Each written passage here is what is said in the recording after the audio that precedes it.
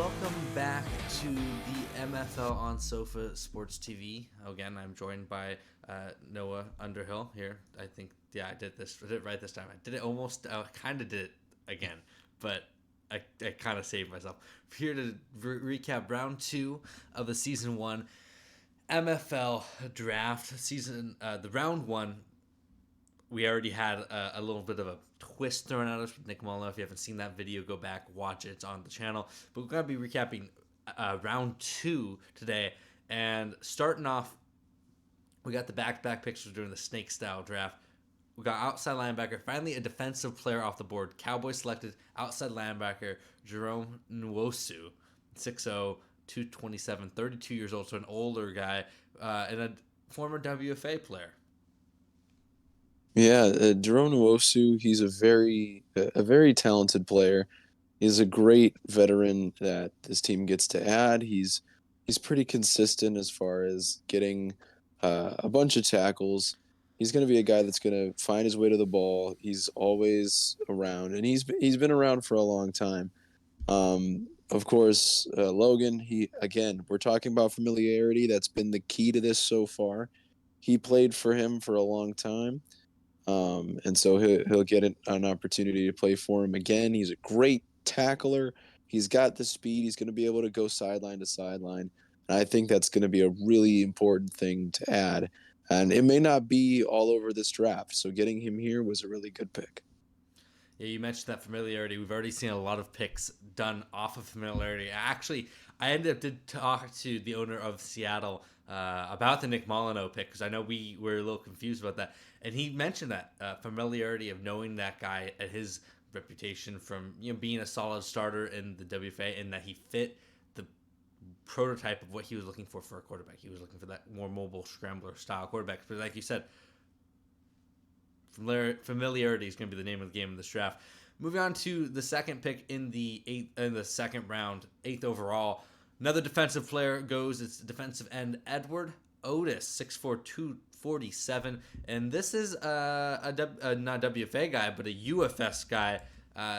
What's your thoughts on Mr. Otis? Yeah, so we've gotten to see Otis a little bit as he's been able to get some snaps in. And I've really liked what I've seen from him. He's been very, very strong. He has a great ability to get to the quarterback, just moving other offensive linemen around. He's very, very powerful for a guy that's not even 250. Like he really plays above his weight class, you could say. So I have loved watching this guy perform and do some really important, really impressive things, I should say. What is his background? What is he coming in from UFS? Tell us about what his story is coming in. So, Edward Otis, I'm pulling up exactly because I am blanking on what team he was on in the UFS. Let's see here. He was on the. Take a look here. Edward Otis. He was on Alaska. He was on the championship Axeman team. That was just such that fantastic Axeman team. He wasn't absolutely incredible statistically for the team. He got overshadowed a lot by Manley Hayward and Bradley Moon, but a very solid player, very good tackler, like we mentioned with Nwosu. He's good against the run, so interesting to see how that translates here for the Washington. Who they start off the draft with a wide receiver. They start off the draft with a defensive lineman. So I'm not really sure how Edward Otis is going to do going over into the MFL. He doesn't have a big track record behind him. He's a kind of a sleeper pick, but obviously they liked what they saw in him, and it was enough for him to get a spot on the Commanders. Ninth overall pick though for the Seahawks. Speaking of the Seahawks, they went with a tackle. We talked about offensive line being thin, and apparently they were listening to our show because they went out and got a tackle.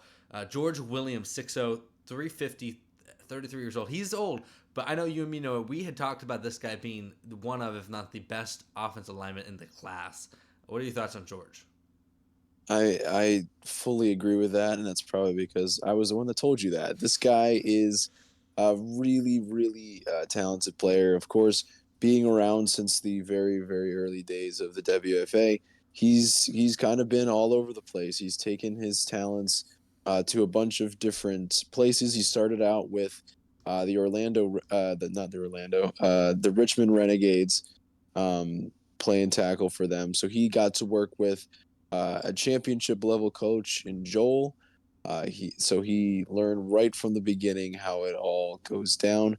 But he's also played in Detroit. He's played in other places, so he's gotten around, and that should help him here because these teams, a lot of the players coming in are 25. These guys are young, and they may not have had that veteran presence before, and especially when you have a position you're not totally sure of, you want to have a guy that's going to be an elite professional, and that's what George Williams is going to bring to the table for this team. A great player, but also a good mentor for all these younger guys. Yeah, exactly. And talking to Seattle, that's exactly what they wanted to build on this team as a group of guys that might be maybe they have a little bit more age, but they can help transition as we get younger draft classes in the future, even younger than 25. And so then you can kind of transition to the next era of Seahawks football. Moving on to the 10th overall pick, Chargers selected Nemo Ellsworth, wide receiver, 6'3", 120, 190. I did it again. 192, 25 years old. And he's coming from the Los Angeles Regulators of the UFS Regulators. Like I said, very disappointing team overall in season one. But Nemo Ellsworth really did stand out. What are your thoughts about him? We did see him a little bit in the prospect games. Yeah, right off the bat, this was a guy that I was very interested in seeing. I liked seeing his measurables, the things that he's done, and he really jumped off the page for me. And he also did really well in the prospect games after we got to know him a little bit more. But I just love this guy. He's going to be able to make catches all over the place. He's going to be jumping out of the gym. He's going to be catching balls that you don't think he can get. And he's also going to be a really strong route runner. So this is a guy that's going to be through all facets of the field. I think he's got a chance to be one of the top receivers in the game. Um, and I'm not as knowledgeable about what his quarterback situation was like, but I feel like he'll be able to overcome whatever quarterback he ends up with, whether it is Ray Boone or if somebody gets hurt, then maybe someone else steps in. I think he'll be able to make it good. Yeah, Nemo Ellsworth, he's not a newcomer to when it comes to high expectations with the regulators.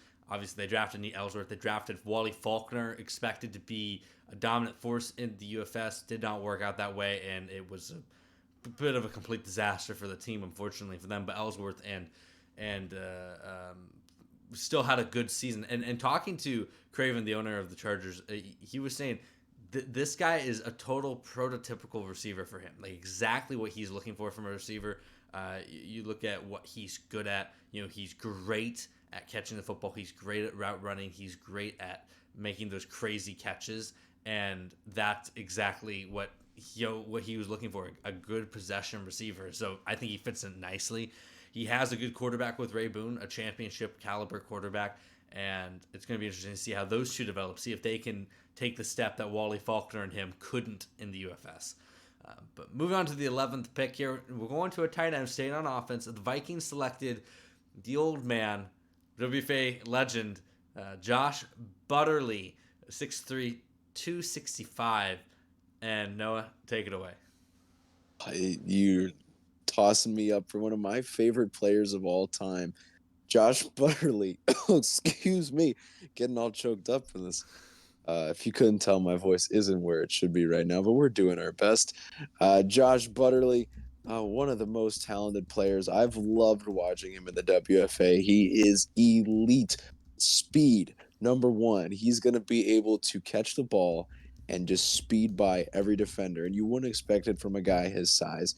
But this is a guy who, in season 6 of the WFA, he had 1,300 yards, and that's in 12 games. This guy is elite. He's gonna score. He's gonna be all over the place, and he's a great uh, player to have as the what you call safety blanket, the safety blanket for whoever is out there. It's especially when you're starting with a brand new team and you don't really know everybody. Knowing that you have a guy like Butterly just sitting there is going to be amazing for Alex Rose, and he's just going to be fitting right in and a perfect player to have on that team. Yeah, couldn't have said it better. Butterly, while he's an older tight end, I think that's still a very solid pick for the Vikings, getting some veteran presence on that locker room, and like you said, a great safety blanket when you're building a new team. That takes us to our final pick of the third round, and it's a quarterback, and not a quarterback that we. If you know anything about the management of this team, you wouldn't be surprised that this quarterback went. Jaguars selected with the 12th overall pick, quarterback Cody Miller, 6'2", 200, originally from the Long Island Devils and of the UFS, and that's important to know because there's some familiarity here. That's that word again, familiarity. Owner of the Long Island Devils was Jake Molyneux. The GM of the Jacksonville Jaguars is Jake Molyneux. So no surprise there that they went out and got his quarterback. They pair him with Ben Gray in the first round. And I think, I'll speak a little bit on Cody Miller before I let you take over with it, is that one thing that held Cody Miller back in the UFS was the fact that the run game was, for lack of a better word, putrid. Chuck Snyder really struggled to develop anything on the ground, and it was all left in Cody Miller's hands. And he still did amazingly admirable despite all that. But giving him a run game, we might just see Cody Miller blossom. And it's not just giving him a run game, it's making him a part of the run game that I'm excited about. I just, it's been so long since I've really seen a really dominant rushing quarterback. And Cody Miller in this offense, I think, could be that. I'm just imagining the RPOs, the read options, the wildcat offense. Maybe even we'll see. I'm very excited to see what this offense looks like. Not to say anything against him as a passer, but on a running game with Ben Gray and Cody Miller, that's going to be really hard to stop. I don't know who you're crashing on for that. Yeah, that's a hard trade off. And you go back to his running ability, but once again, like his passing ability is going to open that up so much. And the UFS, he had let's see here, 7 300-yard games in 12 games. 7 of his 12 games in the UFS were 300 plus yard games. He had 3 400 plus yard games, including setting the UFS record that season with a 501 passing yard game. I mean, Cody Miller's arm is something to talk about enough. And then you added his legs and being able to use his legs. It's just this team could go off to a whole new level, like you said, and it's going to be really exciting to watch that. And Jake took a risk, and the whole Jaguars organization took a risk. I know they wanted Cody Miller, and they took the risk that he was still going to be there in the second round, and they really got two of the most talented people, at least two of the most people that you talk about the most. Is like, this is the guy, this is the guy, and they got both of the guys. So this team's going to be really scary. Yeah, well, only time will tell exactly how this is going to go for them, but that's it for the second round. So hopefully you enjoyed this video. If you did, like and subscribe. If you're new to the MFL or Sofa Sports, cool, welcome. If you're not, then you're already here. We already know you. But we're gonna be getting round 3, 4, and 5 videos out eventually. Well, I'm not gonna set myself in stone to a schedule here, but eventually, stay tuned. But until next time, I'm Hammer. He's Noah. I'll see you next time.